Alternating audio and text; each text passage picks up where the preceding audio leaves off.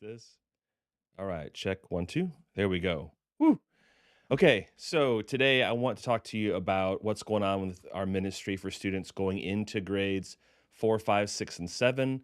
I also want to share with you some things that are changing if you have students who are already in that ministry. So you can leave comments, questions, or thoughts here in YouTube, or you can also go and use a link we have set up to do that through a thing called AHA Slides. And so I'll show that to you. ahaslides.com 9239U. You can take that and put that in there. I'll put that here in the chat so that you can leave it. It's just another way to collect questions, even when this meeting is done. If there's something that you're thinking about, like, man, I would have loved to have an answer to that question, you can just put in your name and email address in that little form, and I will be able to get those questions to kind of process it afterwards. So hopefully that's helpful to you as we go along here. I want to tell you something you didn't know about. This year, we purchased phase guides for parents that took the time to be part of this meeting. And so, all you have to do is watch your inbox this afternoon. I have this meeting from 9:30 to 11, another online meeting from 12 to 1:30. When those are done, I'll be emailing you instructions. Every parent who participates in one of these meetings gets a copy of the phase guide for each student they have going into that grade this year. So that's confusing. If you have a kid going into fifth grade and seventh grade, then I'm going to tell you how you can get a free copy of each of those books to help you have conversations as your child goes through a new phase, a new grade, and you work through those changes with them. So those will be available to you. I do know that we had so many parents of seventh graders, for whatever reason, who came to our meeting on Tuesday that they wiped out all the supply I had. So those are the only ones I have to reorder. The rest I should have enough for you that are in this meeting to pick up this week or this weekend. So I'll email you more about that. If you want to find out more about what these are, you can go to phaseguides.com. And in the lobby of our Community Life Center, we have a sample of each of these for every grade from birth all the way through 12th grade. We obviously are focusing on fifth, sixth, seventh, and eighth year. These guide you through conversations to have with your kid through the next year, talking about what's appropriate for them developmentally, what kind of responsibilities they can handle, what you should do with them when it comes to technology, where they're at when it comes to sexual purity and holiness, what books they're probably reading for school or for enjoyment. All kinds of great stuff in here. And it's designed to be like a journal, really great tool. That's why we're making that available to you for being a part of this meeting. We're also giving you a book called Pass It On. It's by a friend of mine named Jeremy Lee and a youth ministry veteran named Jim Burns. This gives you rite of passage experiences for every age. Again, birth through high school.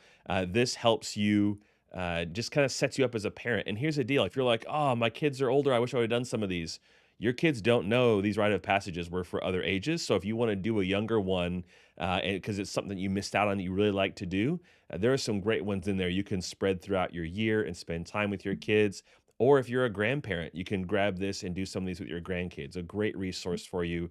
Highly, highly, highly encourage you to check it out. And again, this afternoon, probably around 1:30 or so, I'll be emailing everybody with all the links from today's meeting, as well as instructions on how to pick up your copy of these books. I also want to let you know that we have parenting resources available 24/7 on a special website we've set up, MPCC 5678, because we're super creative. This is just simply a middle school ministry website with resources, blog posts, information that's there for you with different links, things you can download. You'll find great stuff there. If you want to stay in the loop on a regular basis and get resources delivered directly to you, I recommend you get on our email list. We use MailChimp. You can find the sign up form at mpcc5678.com/parents. That will allow you to sign up and join the email list. Many of you are already on there. And for those of you who aren't, we send out a weekly email almost every week, letting you know what's going on over the weekend, reminding you if we're not meeting, but also special emails that share parent resources, event updates, registration news, that kind of thing. So, this is the best way to get information to you in a regular basis if you kind of check that and then add our address to your inbox so that it doesn't just go to junk or get sorted out that way. So, good resource there for you. Also, want to tell you about this. This may freak some of you out. It may be really helpful. Every year we have fifth, sixth, seventh, and eighth graders, but every year they change. And so for a while, it was hard to track who was in what grade for small groups, for events, for camps, for services. And so now what we've done is just use a simple code. It's the year they graduate. And if that's hard to hear when your kid is going into fifth grade in elementary school, I'm sorry. Like it is hard, but this will help you make the most of the time you have with your kids as you move through school with them. This is also when we do signups for the email list, it will ask you which of these classes you have students in. And so that way, we know when we move students up to take you off the list if you no longer have any kids in this group so we don't bombard you with more information. So hopefully this is helpful. If you haven't looked at this before, I know it can seem crazy. For me, this seemed like the weirdest thing in the world when my oldest son was in elementary school, and now he's 22. My middle son is 20, and my daughter is going to be a senior. She's actually in the class of 2025. And so this was just a way to keep track of time. And it doesn't mean that when they graduate, you end being a parent. Your role begins to change from a coach to a consultant. And so this kind of helps you make the most of the time you have as the coach, as the parent. Okay?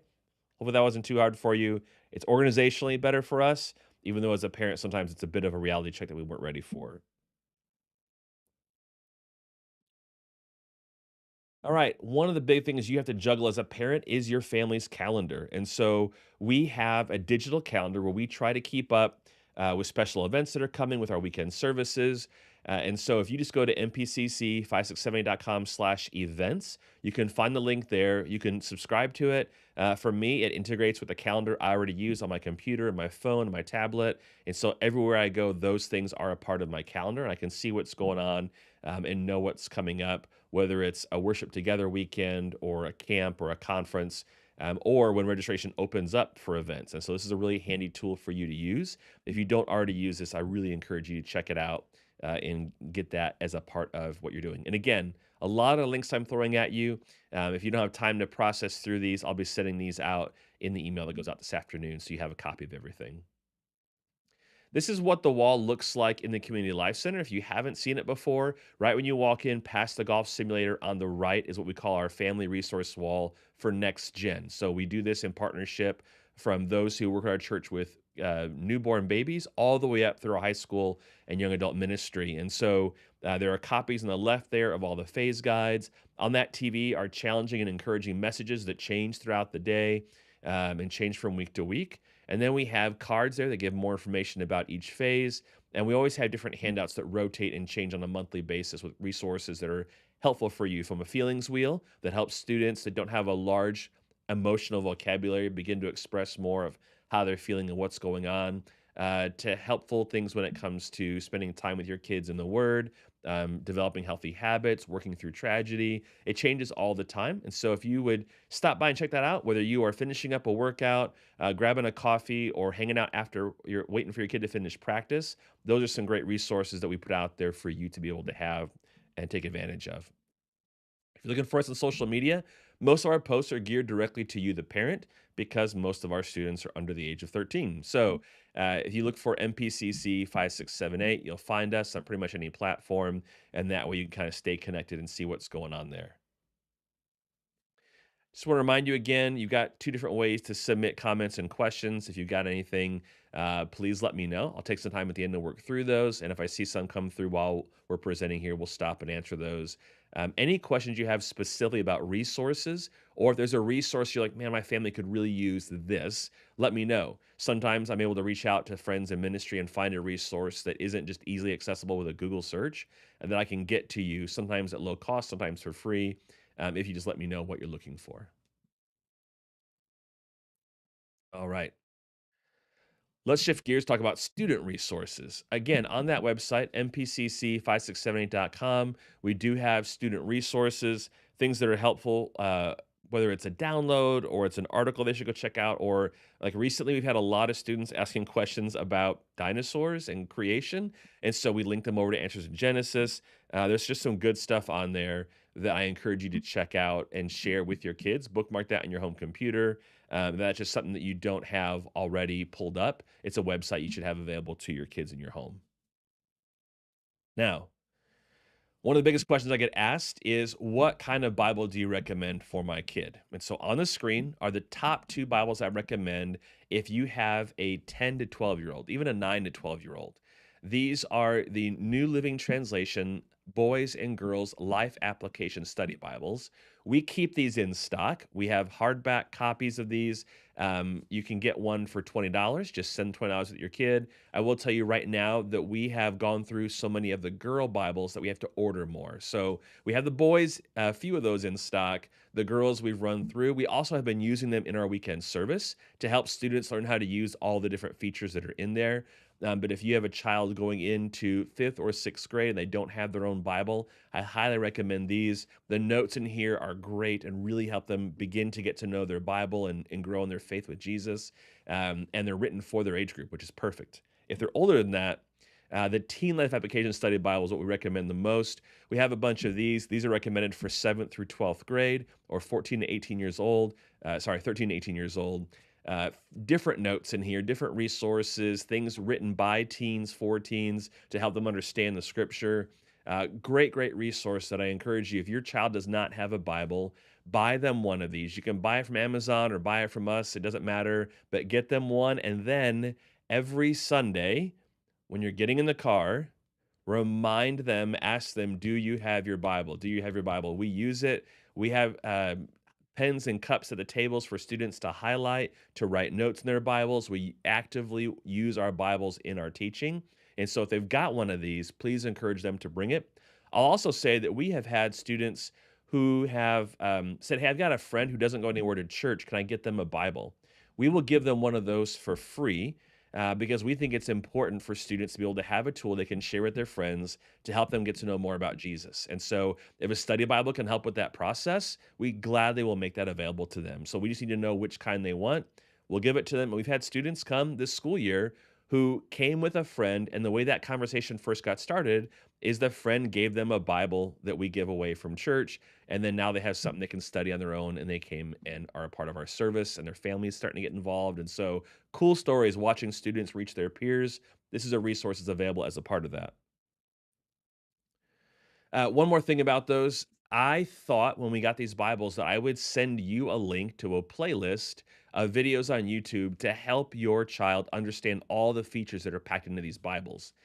And I found out there aren't any, like little to no, other than people like reviewing it or even unboxing it, which there's, unboxing. If you like it, cool. But for these Bibles, I need videos that help students understand what the features are and how to use them. And I've found that there just aren't videos like that. So in my office, I have a plan with post-it notes and an easel pad for each of these Bibles.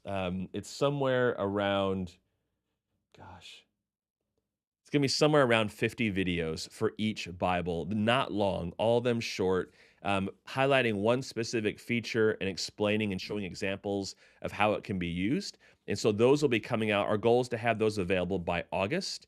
Saying that, part of my hope is that our students will watch these videos and tell me things like, "Hey, that video could have been better. I could have done that video better."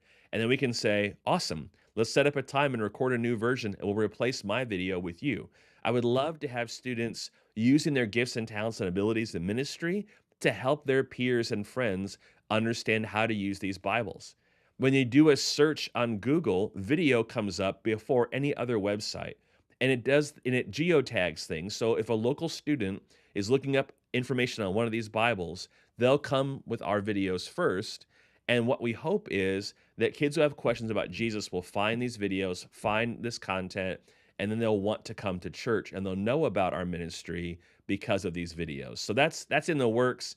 That being said, if you are an adult who does or knows someone or a college student, high school student, maybe even a middle schooler who likes to make YouTube videos or would like to make that a part of their ministry, there's a huge potential here for us that's limited right now by me just not having the time to put the stuff together and not being as awesome at editing and creating the videos. And so we would love to have students do this as a part of our ministry.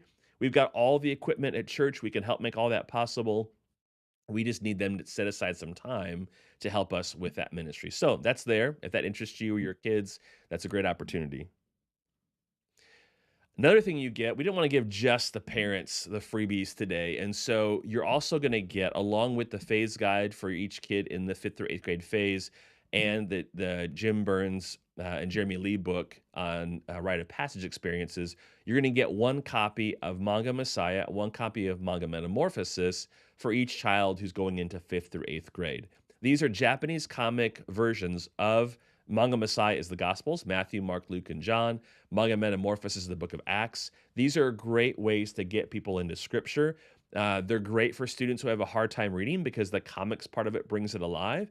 And every page at the bottom has a reference for, like, if you want to know more about the story, go here and you can read more where this comes from. So it's not just, I hope the artist got this right. They're using the New Living Translation of the Bible, they're putting it together, and they're or drawing it in a way that is really popular right now, and students just love it. And if you have a kid who's not interested in reading scripture, this can be a fun way to get them into it, to begin to read some stories. There's several other versions out there as far as like the book of Revelation, and I think some of the Judges, Genesis. These are the two that we focus on here. But if you like these, you can find out more at nextmanga.com. And I'll share that as a part of the links this afternoon, too. I recommend students use a print Bible because that's the main thing that has resources that will help them, and it's less distracting than a digital Bible. And so that's my encouragement. Because of that, they don't have as much access to digital reading plans. So we have put together 5 reading plans: Matthew, Mark, Luke, John, and Acts. I've kind of pulled together a bunch of different resources that I have found, and I've kind of went through and set up so that each box on the plan takes 5 to 10 minutes to read. And so they're all about the same. Instead of like one day you read for 3 minutes and one day you read for 30, it equals out. None of these have dates in it. The goal is that the student just reads until they're done for that day. They might read 3 or 4 boxes, they might read one. And if they don't read every single day, there's nothing on here that makes them feel guilty about it. They just pick it up, and wherever the next uncrossed off, uncolored in box is, they pick up and read for there. You can see on the screen these Bible reading plans have QR codes on them. Those go to videos from Bible Project that help students understand and help adults understand what they're reading for each book. And then there's some fine print for those squares. If they're using those Manga Messiah books or Manga Metamorphosis, it actually tells them what pages they can read that match up with that scripture in there. So these are really helpful resources. You can get it from our mpcc5678.com site. We also have them in print form in our Student Ministry Center that students can pick up at any time. But I'm going to give you a sneak peek today. We are making a smaller version. So these are not available yet. They're in development right now. If you've gotten an info card from Mount Pleasant from the Commons that tells you about upcoming events and things that are going on, you've seen these bookmark size cards before. We are putting all of our reading plans into this bookmark size info card format so they can actually put it in their Bible. It's much more convenient. It's less than a big sheet of paper. We'll still have the 8.5 by 11 versions available on our website because that's easy for you to download and print out at home. But these smaller, compact versions will be available. It'd be nice if we have it by June 2nd, but definitely by August 1st, we will have these up and ready to go where students can grab them, read through a book. When they finish it, they can grab another one. And if they pay attention, there might even be a summer reading challenge that would involve some of these. So be watching for that for your kids' sake. Again, any questions, comments, or thoughts about the Bibles, about these books and resources, let me know.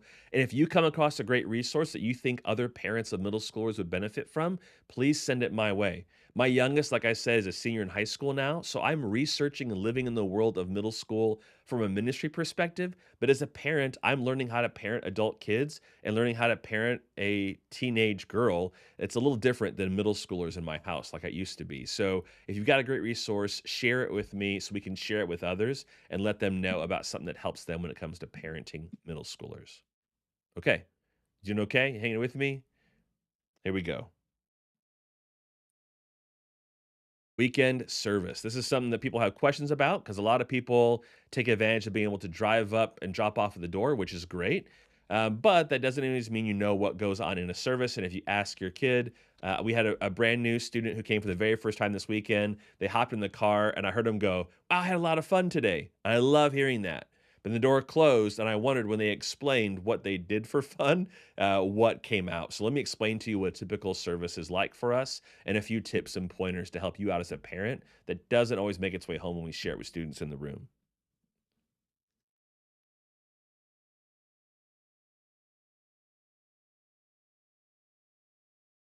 Our services meet on Sundays from 9 to 10:15 and doors open at 8:30.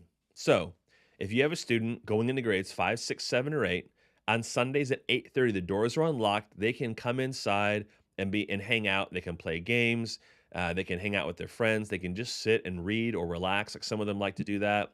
It's just a way to get them kind of ready for the worship day. And then we have a service from 9 to 10:15. We watch the live stream, and so if service is going along across the street, you don't have to panic and run over and pick up your kid. Um, don't stop and grab an extra latte on the way out the door, but you don't have to rush out the door. We don't dismiss kids until we see services done. But our general rule of thumb is we go 9 to 10:15. That also means if for some reason service lets out early, we're still going to go probably until 10:15 because we want to get everything in that we have planned for the day, and most of the time we can't pivot that quickly and chop something short or make it work that way. So 9, 10, 15 is a general rule of thumb. I get asked about what about Saturday nights? What about Sundays at 10:45? I've been at Mount Pleasant for 16 years. I've been doing youth ministry for 25 years. We have done every variation of schedule here at Mount Pleasant. We've had our service that met after the Saturday night service.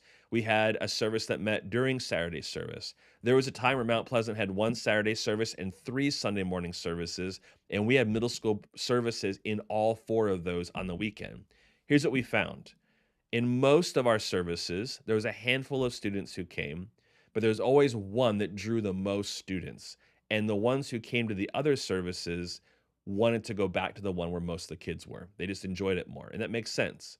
Now that we have small groups, we have a place to go. If what we offer doesn't fit for weekend service, they can still build community. They can go to worship with you, and then they can go and be a part of a small group with their peers. And that's a great way for someone to grow in their faith. If you want to be a part of a middle school service, it's right now just Sundays at 9 o'clock. Now, I'll tell you, over the years, that's changed. I'm always evaluating and experimenting. So hopefully you like change or you're open to experimentation. I'm always looking at, is this effective? Is it healthy? Is it fruitful? And if it fits those things, we do it. If it doesn't, we try to tweak it and see what to do better. When we had service Saturday night, Sunday at 10:45, Sunday at 8 o'clock, or those times were, we just saw that it wasn't fruitful. Students were frustrated. They didn't have a good peer group connection. It was hard to get volunteers. It just was inconsistent with when families came and when they didn't come. So we stuck to this 9 o'clock service. In the future, might we add a 10:45 or do something different? Maybe. But for right now, the plan going forward is 9 to 10:15 on Sunday mornings. That also being said, the like legal fine print to today's video is that if you don't know this already, Pastor Chris, who's been here 22 years, will be retiring and finishing up his preaching ministry and his senior ministry here on June 29th and 30th. In July, Sean Kelly comes our new senior pastor. I don't know what all changes he's going to make, and so we'll adapt with his leadership and what goes forward. But for right now, in the near future, while Mount Pleasant has a 9 and 10:45 service, we'll have middle school in the Student Ministry Center at 9 o'clock on Sunday mornings. We also have what are called worship together weekends. Some people think that's my vacation weekend. That's not true. When I talked to Pastor Chris early on in my ministry, he had a real heart for having families worshiping together.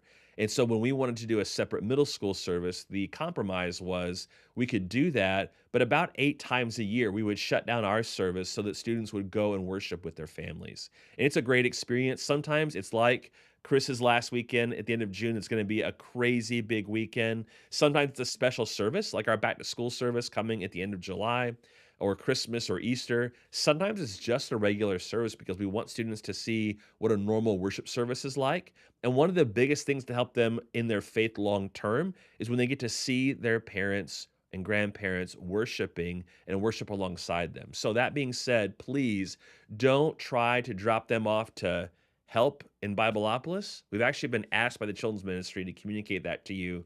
Unless your child has been trained and is a regular volunteer in their ministry, when we have worship together weekends, don't send your child to Bibleopolis. They're not the right age. They actually are not very helpful because that's not where they're supposed to be. They're supposed to be with you in the worship service. So, worship together weekends is what it's supposed to be. Worship together as a family in the main church services. Have conversations with your kids about it after you come home. Compare it to what they have in their middle school service, but worship together as a family. Don't try to drop kids off in Bibleopolis. That's not for their age group. It's not what we're trying to do. Okay? Cool. Walking across. This is a big question, especially for new families. When service is done at 10:15 or whenever the main service lets out, after 10:15, we allow students to walk across the street. We have an officer in our building for safety and security who walks with them across the parking lot and down the sidewalk. Either that officer or the one who's directing traffic helps them get across the street safely. Then it's all in your hands. They need to know if they're going to walk across after service. That can be convenient for you if you have younger children to pick up, or if you do want to get that extra latte after service. Your kid just needs to know where to meet you. Should they go to the Commons? Do they even know what area is called the Commons? Should they meet you in Bibleopolis where you're getting the younger kids? Should they meet you at the worship center? Those are important questions to have. Make sure your child knows either they're supposed to stay and be picked up, which a bunch of our students do. Parents just pull up at the door like they would for a school. The kid walks out, hops in the car, and goes home with you. Or if you want them to walk across the street and meet you over there somewhere. The key is make sure they know what to do and make sure they know where to meet you if they're coming across the street. One note when it comes to weather, some of our families, you're able to get in the car in the garage that's attached to your house. So you don't actually feel the weather until you get outside. And when you come to the Student Ministry Center, we have a covered entrance. When it's windy, rainy, snowy, it is not as nice outside as it is in our houses and garages and homes. So please be mindful that if you expect your child to walk across the street, make sure they have the right clothing for the weather. A coat when it's raining, a winter jacket in the winter when the temperature dips down. Just make sure that they are dressed appropriately. We'll get them there and back safely. You just make sure they know where to meet you when they get across. Hopefully that all makes sense. If you have any questions, please let me know. One thing that new that we are working on this year that I'm really excited about is teaching students to teach, if that makes sense. We have had a team of teachers, myself, Evan, Spencer, Izzy, Christy has taught in the past. We have different people who've come been a part of our teaching to our large group of students. But I asked recently, just at the end of a Sunday, hey, how many of you would be interested in doing what we're doing up here, in teaching the lesson? How many of you would want to learn how to teach like this? And a lot more hands went up than I was expecting. It was pretty awesome. So, what I'm working on is trying to figure out what would it look like to do some teacher training for students where they could lead a Bible study with their peers. They could get up and teach their small group. They could lead us in a weekend service and be part of a regular rotation of teaching. And so I'm looking at what that might look like. It might mean that we have a 6 week time where they come at 10:45 and they're a part of a class in the education wing. It might be that they come to the Student Ministry Center and they stay after service on Sunday or come on a Saturday night, or maybe it's a Tuesday. I don't know. Once we figure out some ideas of what we can do with this, then we'll send out an email to you and give you a little survey to answer. Is your kid interested? What's their availability like? And we'll have that set up where they can go through the training and learn how to do basic teaching, and give them those opportunities. So it's exciting to watch these students grow. And I feel like that is a missed opportunity if we don't train them and then give them the opportunity to do some teaching. So it's coming. If that interests your child, that's something new we haven't offered before. We're now going to start doing. It'll be open to both middle school and high school students. It'd really be open to anybody who wants to learn this, but my target group is middle schoolers, but also will accept high schoolers in there to learn how to teach so they can do that in our ministries and wherever they have opportunities at school and in their community. So that's coming. That's interest to you. Maybe shoot me a note and let me know that or talk to your child about it, and we'll kind of run from there. One more thing, we do have an experiment that we're looking at doing in our weekend services starting in August, and I will tell you more about that at the end of this meeting. All right. Opportunity for comments and questions. I don't see any. That's there for me to remember to make sure that you give that opportunity. You don't have to wait for this slide to come up. You can submit a question anytime. Remember, there's a little bit of a delay, 5 to 10 seconds of when I say it here on screen and when you actually see it on your device. And so, if you send a question, just give me a little bit of time. At the end of this meeting, I will give a little bit of time for you to continue to ask questions and comments, even when I'm done talking. So, we'll have that available as well.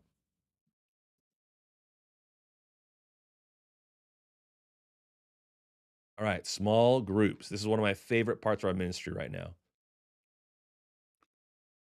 In middle school ministry, our small groups are designed to be 8 to 12 students with 2 leaders. And so when a small group meets, the goal is that they've got an adult and a group of peers that help them to know and to follow Jesus. They open up scripture together, they play games together, they enjoy snacks and fun times together, they serve together. It's a real great way to have a tight community, even in the midst of a large church. And I want to tell you, I grew up in a church of just 100 or 200 people. And even in a group that size, you didn't know everybody as well as people thought they did. You need a small group to build community, and just so much more true with a church our size. So here's what our small groups look like. First of all, they're all the same grade, and they're for students in sixth, seventh, and eighth grade. We did an experiment a couple years ago with trying to do small groups for fifth graders, and we found that's a lot of change in 1 year for them. So, fifth grade, they moved from Bibleopolis to Student Ministry Center. We have 9 o'clock service. They get new opportunities for events. And so we're going to make all that happen, but save small group to be a middle school thing for sixth, seventh, and eighth grade. And when they go into that group, everyone's the same grade. What if they have a friend who's in a different grade? I hope they have friends that are in different grades and different schools. Hope they have all kinds of friends. Their small group is going to be all the same grade because each grade is going through a unique phase, like those phase guides that we're giving you, talk about and describe. So we want to help them out. A sixth grader is brand new in most middle schools and doesn't have all the opportunities that a seventh and eighth grader does. A seventh grader is in that sweet middle spot of middle school where they finally have all these opportunities. They don't have high school on the horizon yet, and they're living that middle school life. And an eighth grader is spending about half their eighth grade year starting to think about and prepare for high school. And so we want to help each of them in that specific phase, and their groups help them with that. These are also same sex. And so, whether it's male or female, they're all the same in that group. So, they can share together in a way that's safe and they can talk about things in a way that doesn't feel threatening or awkward and they can process it together, which has a high level of awkwardness in middle school. One of the things I think is pretty funny is even if we don't have assigned seating and we just open it up, students will come in and sit, boys and girls. They naturally have some of their closest friends. Now, I know probably you're watching this and your son or your daughter has an opposite gender friend who's their best friend. That happens in middle school, that happens in elementary school. But for small groups, we're helping them develop relationships with the same sex. Along with that, these last about 90 minutes. They have a snack time. They check in and see how everybody's doing. They usually play a game or games. They have about a 30-minute or so convos time. They use an app called Convos that literally puts the small group discussion in students' hands. They pass it around. They lead the discussion. It's not just a leader reading off of a sheet and asking people to answer questions. It's a really cool opportunity. If you want to know more about the Convos app, I can let you know, but just know that it's a tool we use to help everybody in a comfortable way engage in conversation so the whole group grows and takes ownership as a part of what's going on. These also meet in homes. Like the early church, who had house churches, our small groups meet in homes. Sometimes it's in the small group leader's home. Sometimes we have people who want to host a middle school group but don't want to lead it, but they're willing to open their home up. Maybe they're grandparents, empty nesters, it could be singles, just somebody who says, I'd love to host a group in my home. And so that's what they can do. Right now, we're actually looking for, I think, one more host home for this fall to have all of our groups set up. We are also looking for two females to lead the new sixth grade girls group. We have leaders for the seventh and eighth graders, and we have male leaders for the sixth grade boys group. We don't have our female leaders yet. So if that interests you or you know someone, help me make the connection, and we can talk more about what all's involved with that, do some training. I'd love to have those names by the end of May so we can do training in June and July and get our groups launched in the second half of August. So that's kind of our goal. Also, right now, all of our groups meet on Sunday afternoons or evenings. Our groups can meet any day of the week they want to. That's just how they've all landed. And so once we get that kind of organized, we'll let you know what those opportunities are. And when a group gets to about 14, 15 on a regular basis, then we multiply that into two groups. It happened a couple years ago, and now we have two seventh grade girls groups that are very different, but both growing and healthy because it was getting too big to be just one group. We want everyone to be known and everyone to know everybody else. We want everyone to be cared for and have a voice in those conversations. That only happens if we can keep it small. And so that's where we go with those. It's a lot, right? And so when we look at our small group leader, I look at them as pastors to the students in their small group. They know what's going on. They're going to the games, they're going to the hospitals, they're spending time with you, they're connecting with you as a parent. That's an awesome role, and we love it. But that's the way our ministry really grows is when we care for people on that level. And so I would challenge you as a parent as well to know that we have a high value for our small group leaders. We see them in the same role as a pastor. They're caring for the flock. Their flock is their few, their small group of students.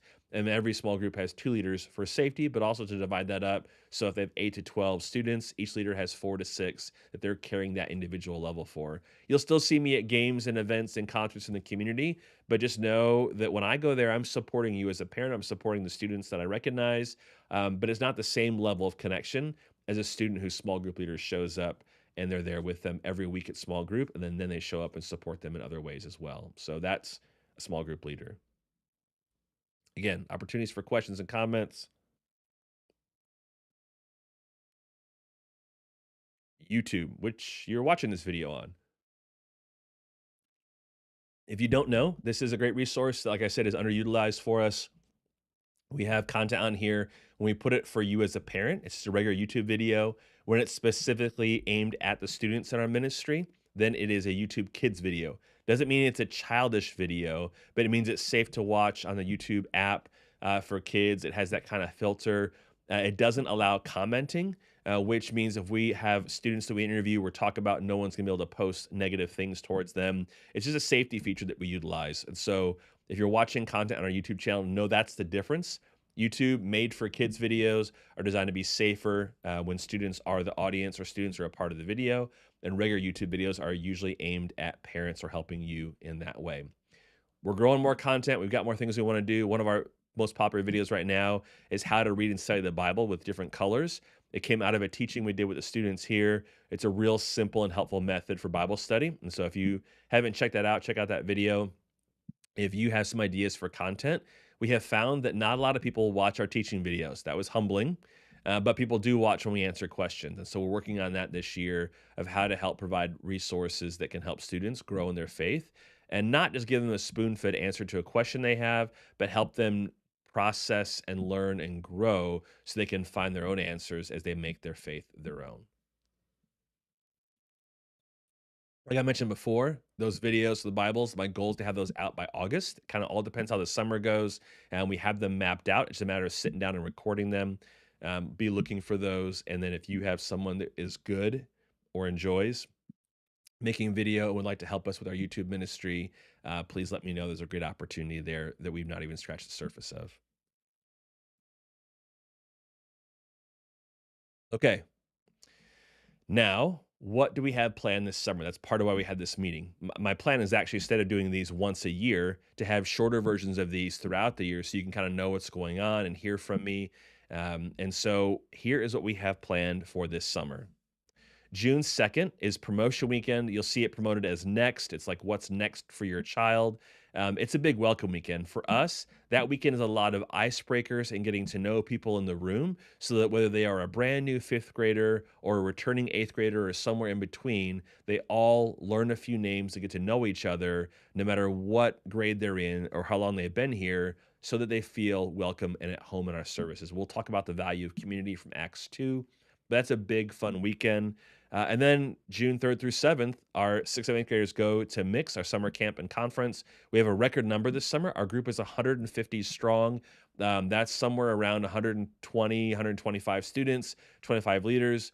I know I should know those numbers better, but it's a lot of data I've been processing getting ready for this event. So I just know that we have 150 total going on 3 charter buses. We'll meet at the main church that Monday on June 3rd. We'll load up and head over to camp, about an hour and a half drive, be there all week, come back Friday morning. It's a great experience. I do have more information, so if you are registered, you'll be hearing from me soon with more details. Um, And if you are like, "Oh, I totally forgot about that," I have 1 spot left as of this morning. So if you still want that, or if your child has a friend that wants to go, 1 spot left. You would fill it out like it's a waiting list spot on the registration page, and then when I see it, I can put that person in, and we are good to go. And I even found out they have some more spots open if we want to get more. We just have 1 that we're guaranteed right now. June 9th, our second Sunday in June with students is welcome back. They've had our first weekend. Some students will have been gone, and that'll be their first time with us. So, more connecting, icebreakers, fun, talking more about community, and talking about why it's important to make coming to church a regular habit, why we need each other and the church needs us. And we'll talk about that weekend. Then, that Sunday night, our third, fourth, or fifth graders will head to Camp Allendale for summer camp, Sunday night through Friday morning. A great event down at Camp Allendale, and those fifth graders get to do new activities that they didn't get to do when they were younger. So we're excited for that week and what all it's going to do and the partnership we have with the children's ministry for that. Coming back on June 16th, we're going to do what we're calling a taste of mix. So, not every student who's in sixth, seventh, eighth grade is going with us to mix, and fifth graders don't get to go. So, we thought, what if we could give them just a taste, just a glimpse of what happens at mix? And so, we will do worship songs that are part of what we did at mix. I'll do some teaching that'll be part of the theme that we heard taught at mix. And then, one of the things that mix is known for is a giant running game called Outer Realm where the entire group, when we go to mix, we're bringing 150 people, but there's going to be between 5 and 600 people there from a dozen different churches. And so it's a massive group of people. And while we're there, they divide all of us into 4 colors, and you compete all week to earn points for your color. This year, our group of 150 is divided up into 2 groups of 77 roughly that are 2 different colors. And if you're going to mix, you'll find out more about that. But on Taste of Mix weekend, every kid who comes into our service will be assigned one of 4 colors: red, blue, yellow, or green. And we will do activities in service for them to earn points so that by the end of the day, we'll see who our Sunday mini mix color champion is. And we'll have that as a part of our event that Sunday morning.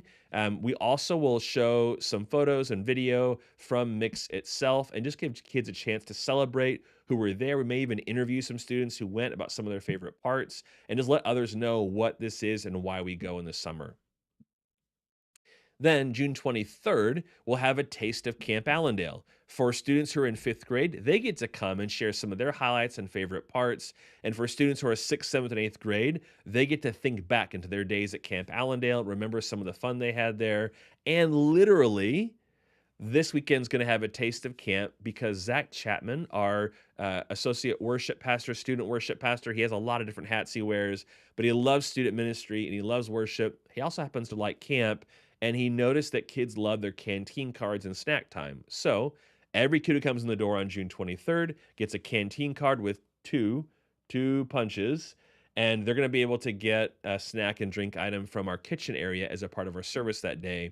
We'll do worship songs that we had at camp. I'll share some teaching that we had at camp. We'll just have a really fun day thinking back on our time at Camp Allendale and letting kids kind of share some of their favorite parts through June. Then June 30th is Worship Together weekend. It's Chris Philbeck's last weekend here before he retires. It's going to be a big weekend. I don't know all the details. If you're hoping to get some of that today, I'm sorry, I don't have all that. But it will be a big weekend celebration here for the church. If there's an opportunity to go Saturday night, I highly encourage you to go Saturday because everyone else is going to be showing up on Sunday.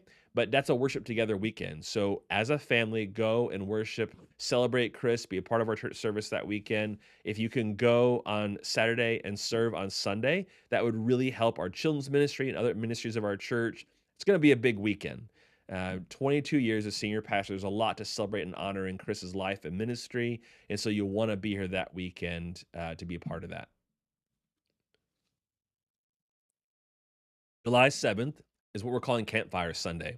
It's a Sunday after July 4th, which sometimes can be a low Sunday for us with families being out. And hey, if you're traveling, don't feel guilty. Enjoy it. Have a good weekend together. But that Sunday, we're going to take an element that people love from both Camp Allendale and Mix. That's the campfire time. And we're going to do some of the crazy repeat after me, loud and fun songs that we do at campfire. We'll also do some of the serious and great acoustic worship songs we get to sing at campfire. And I've heard that we might even have s'mores as a snack that Sunday as a part of our service. So it's going to be good times. We will be inside. And so no matter what the weather is like, we'll still make our campfire work. We've got ways of doing that virtually. But that'll be a great Sunday to have some fun with students in our weekend service. Sometime in July, we are working on the date right now, and so I don't have it for you. I'll have it by June 2nd. We are going to have a day at Rascals Fun Zone. And so this is go karts, miniature golf, bumper boats, the arcade. It's lots of fun. We have pizza, we have a picnic shelter we have available. That'll be coming in July. It's a day where you drop your kids off at Rascals and pick them up. We'll also need some extra adult help, which means you get to race kids in go karts and play that miniature golf. It's a pretty tough gig. But if you're interested, let me know. We'll have registration available for that, like I said, starting June 2nd. It's going to be a fun day. We missed it last year, but we're bringing it back this year and we're excited for it. July 14th is to be determined. We're not exactly sure what that Sunday will be like in our weekend service. We're tossing a few ideas around, but as of today and doing this meeting, we're still working on it. July 21st will be Christmas in July. So focus on Jesus' birth, focus on generosity, singing some fun Christmas songs, playing some Christmas games. It's going to be a really fun, cool day in probably a hot month there after the fair and everything in July and right as school is starting. Speaking of school starting, July 28th will be another Worship Together weekend for our back to school weekend service. We'll be honoring teachers, administrators, people who work for schools, people who homeschool their kids. Like it's a very big focus on back to school. And so we will not be meeting in the Student Ministry Center, but we'll all be in the worship center together, worshiping and celebrating and praying for each other. That was a lot. Okay. Well, here's a question that I've been asked, and I guess I haven't talked about it enough. I've been asked by parents, how can you support me? How can you help support our ministry? One of the most basic ways is to be praying for us. That's pretty simple, but I think we can never underestimate the value of what God does when we go to Him and ask for His help. Another way is to be praying for and talking to people who might like to serve with us. Like I said, we need two female small group leaders who can be high school or older. 16 years or older can be helping out with small groups. We'd even take someone who's 15 if they are willing to go sophomore, junior, senior, kind of work their way up. We'll talk to that. We'll partner them with an adult to make that happen. But we also need more help on our weekend services, and we just need more adults involved in our ministry, more young adults involved in our ministry. And I don't necessarily know who all those people are, and you do. So if you'd be praying for three people, praying for three names that either you can talk to about the opportunity to serve with us, or that you can give those names to me and I'll follow up with them. I'd love to see people with some different talents and abilities come and get involved with us, whether it's up front or behind the scenes. We prefer someone that can serve weekly, but we also have a need for special event leaders and those kind of things as well. That's a big way. This is a question I've been wrestling with recently. Teachers have a parent teacher organization. What if we had something like that? Now, I am not looking for more bureaucracy or any kind of an approval process. What I am looking for is wisdom and guidance. Like I said before, my kids are now 17, 20, and 22. So I'm no longer the parent of a middle schooler. I need to make sure I'm hearing from parents. I go in the schools and I substitute teach, and that reminds me and shows me what the everyday world is like for middle schoolers. I love it. It's a great thing for me to go walk into the school, be Mr. Sheely for a day, and get to see some of our kids and meet other kids I don't know from church. I get to interact with middle school students who've never been to our church, and then watch as one of our kids says, "Oh yeah, that's my youth pastor." Youth pastor, what's that? And they begin to have a conversation about their faith, about their church, about our ministry, just because I'm in the building. And so it's a cool opportunity. I don't have that same opportunity to rub shoulders with middle school parents and hear feedback and hear what's going on and hear how we can help and partner with you. We give a lot of resources out. I want to make sure what we're giving out is actually needed and helpful. I want to hear what we can do to better partner with you and make sure we're being sensitive to family calendars and know what's going on. So, if you would be interested in being in some kind of a parent leadership group, a parent prayer team, a parent ideas, brainstorming, whatever that looks like, then just let me know. You can shoot me an email and say, hey, I'd be interested in that. Or if you have some ideas what that might look like, I'm open to that too. Just something we're tossing around now while we're looking at this next school year. Now, what's new for the new school year? You already heard about small groups, heard about our summer plans. So there's that one more thing I haven't talked about yet. And here we go. Our weekend service plans for this fall. We have an idea that I want to experiment with, but it's going to need some help.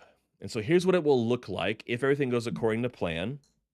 Starting in August, when students arrive on Sunday morning, just like they've done all summer long, they'll check in at the Student Ministry Center, they'll hang out in the Student Ministry Center, and they'll play games, video games, Gaga Ball, Papa Shot, For the Win, which is a card game from Mix. They'll talk to their friends, read books, whatever. That time will still be there. But what we're thinking about doing, starting in August when school's in, is then having two variations of what a service looks like. So let's say your child is in fifth or sixth grade. So in this particular week, they're going to be in Group A. And Group A is going to stay in the Student Ministry Center like they have all summer. They'll be welcomed, they'll have a seat, they'll sit according to their grade in these little groups at tables. We'll have some kind of a group game or activity just for fun and to build relationships. Then we'll have worship songs with a live band singing songs for that group that are specific to fifth and sixth graders. Songs they would sing at Camp Allendale, at Superstar, songs that that age group likes, probably with a few more motions than the older students, and just some really fun stuff for them. We'll have prayer and communion and offering, and then we'll have a teaching time. And like I said, this would be a great opportunity where we're teaching students how to teach. They get to come in and teach their peers. We're already working on a series on habits for the month of August, and that's where they'll get taught this. And then when that's done, they need help like processing what they've heard taught. So we won't just teach them and send them home. We'll then break for about 15 minutes or so into some conversations at tables that are guided by that Convos app again, where it goes around the table and they each take responsibility, asking and answering questions, and then praying for each other. That's group A. Well, what if you have a child in seventh or eighth grade? Here's what their day looks like on week one. They would go into the community life center that we're attached to. They'd be welcomed as well, and they would do some activities that utilize the gym space. We have a great big double gym in there that's a lot of fun, whether it's just traditional things like kickball, basketball, volleyball, or whether it's using that space to have a Nerf battle or to play some kind of scooter game. There's just a lot of space we could be using in there to give active games for middle schoolers, and they would get to have that opportunity. When that's done, they would go right into their small group convos time. This does not replace the groups that meet in homes. This is just a different way for students to learn the same lesson being taught to the fifth and sixth graders, but in a student version taught to seventh and eighth graders where they're at a table. Or the other thought is they might have a hands on learning lab. Like if you think about some of the kits you can get to teach your kids engineering skills, to learn through hands-on activities. Some students are auditory, and listening to a message is really impactful for them. But we know that most people need more than one learning style to really grasp things at a deep level. And so what we're looking at is how do we help visual learners? How do we help kinesthetic learners? How do we help people that need that hands-on experience? And so this hands-on learning lab idea, we're working on it. I've got a good friend at Indian Creek named Luke Green who's pioneering some of this idea too. And so we're kind of sharing ideas back and forth. But the idea would be that instead of just learning from an audio spoken lesson, it would be a hands-on activity that would apply to what's going on. Maybe it's something that they make that is part of what we give to people as a part of serving others. Maybe it's something they do together that is a team building activity. If you've ever done a low ropes course for team building, either with a team or with your workplace, a lot of those can be done without having to have fancy equipment or going anywhere else. And so we could do some of that in the CLC. But we're going to have this hands-on time, convos time as a part of their time in the CLC for that week. And then everyone comes together at the end to reset the room because I don't know if you know this, but every Sunday, our middle schoolers help put away tables, clean up the room, and reset up chairs so the room is ready for the high schoolers who come in on Sunday night for their engaged service. And then they either wait for it to be picked up or walk across the street. Then the second week, it would flip flop. Seventh and eighth graders would stay in the SMC, have a group game activity, have worship songs that are more designed specifically for them as seventh and eighth graders, have prayer, communion, offering, have a teaching time, and have a short conversation time at tables, while fifth and sixth grade go into the gym, have some big active gym activities, have a convos group time, and have some kind of hands-on learning lab. I know for some students that routine is really important for. This could be a little bit confusing. So we're going to try to explain this and make this as simple as possible for them. It'll be this A-B format. It'll be back and forth. We may color code it. We may describe it some way that helps them. It'll be very simple. But to make all this work, we need 12 more leaders to be here and help this run smoothly, both for the students that we have and for the growth that we expect we may have going forward. So, that's where you can come in. That's where you can be a big help to us. Be praying about 3 people that might serve. And if we can get 12 out of the ones that you're talking to, we'll be ready to launch this new idea, this new experiment in the fall. Why are we doing this? We want to be able to do worship that fits each age group. And there's a pretty big spectrum from 5th to 8th grade. And so we'd like to be able to continue to do some of the songs we did at camp for those 5th and 6th graders, or do some of the songs we did at Mix for 7th and 8th graders. And this is a good way to do that without pushing or pulling everyone either way. We also want to be able to focus our teaching specific to young adolescents in 7th and 8th grade, or to those preteens in 5th and 6th grade. And this allows us to do that as well. There's some really cool things we're working on and processing with this, but the idea is this is an experiment. We would try it for at least a semester, so August to December, and see how it goes. If it works well, we keep it going. If we have problems or it doesn't turn out as fruitful as we thought, we go back to the drawing board and relook at things. Change is a part of the middle school years. We want to figure out how can we help them have a great experience that helps them build community and grow in the relationship with Jesus. And this is one of those ways that we think we can do that, and you can help us to be a part of that. All right. That is all I have today. Like, that's the biggest change is just how we're formatting our weekend service that's coming potentially in August. If you can be praying for us and helping us with leaders, that would be awesome. We would like to grow our Sunday morning team and get those small group leaders in place so everything's ready to go for the fall. We're excited about Camp Allendale and about Mix.